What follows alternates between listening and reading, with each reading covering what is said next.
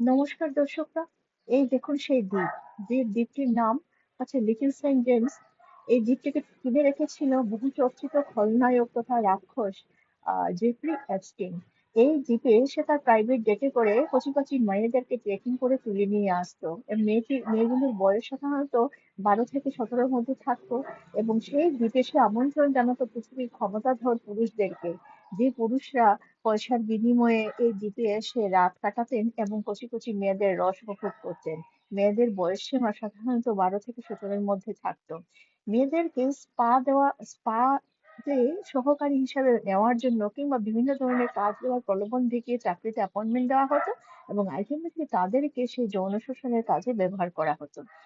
মেয়েরা চতুর্দিক থেকে জল থাকার জন্য এই দ্বীপ থেকে পালিয়ে। শোনা যায় এই স্বর্গরাজ্যে নাকি মানুষের মাংস খেতে দেওয়া হতো সেই ক্ষমতাধর পুরুষদেরকে।